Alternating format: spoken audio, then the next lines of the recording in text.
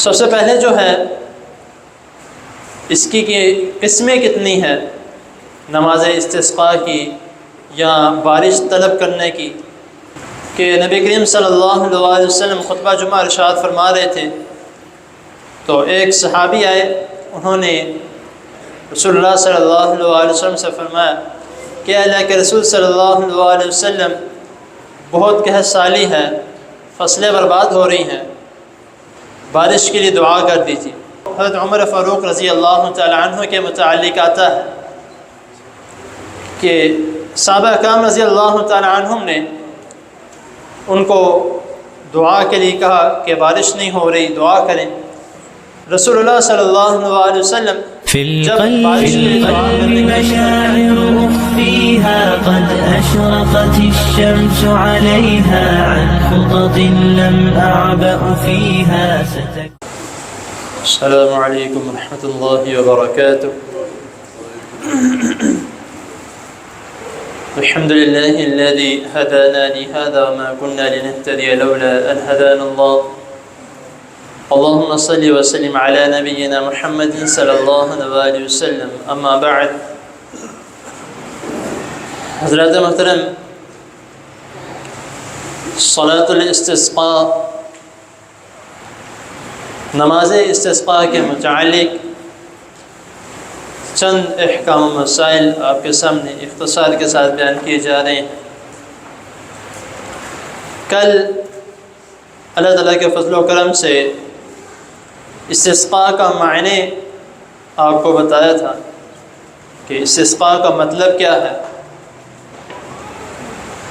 آج جو ہے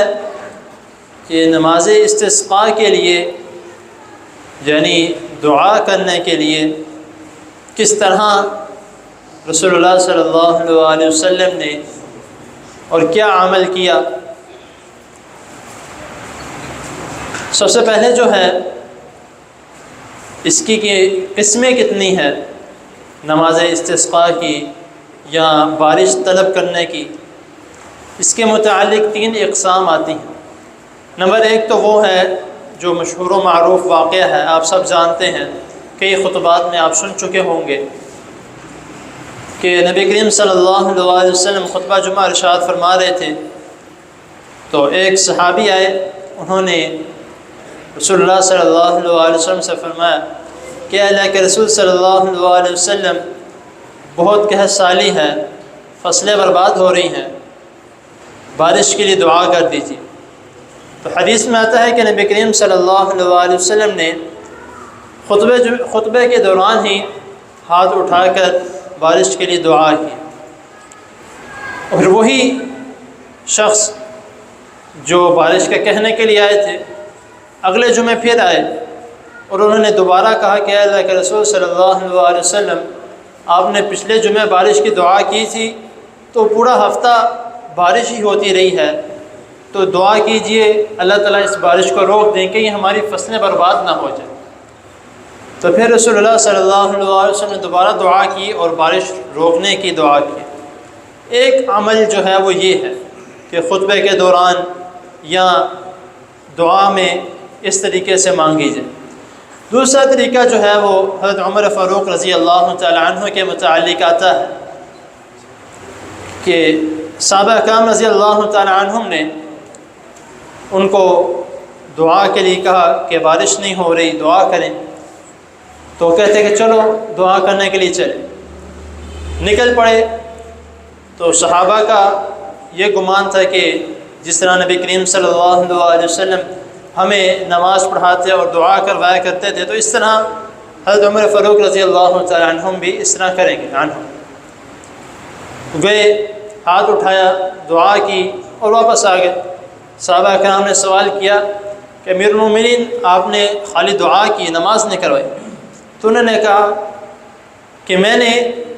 بارش کے لیے وہ دروازہ کھٹکا دیا ہے جس کے متعلق اللہ تعالیٰ نے فرمایا ہے فَقُلْتُ اسْتَغْفِرُوا رَبَّكُمْ إِنَّهُ كَانَ غَفَّارًا يُرْسِلِ السَّمَاءَ عَلَيْكُمْ مِدْرَارًا،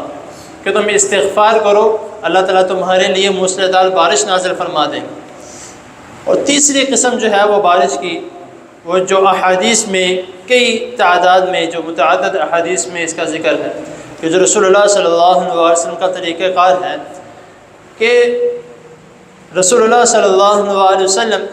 جب بارش کے لیے دعا کرنے کے لیے نکلتے تو نبی کریم صلی اللہ علیہ وسلم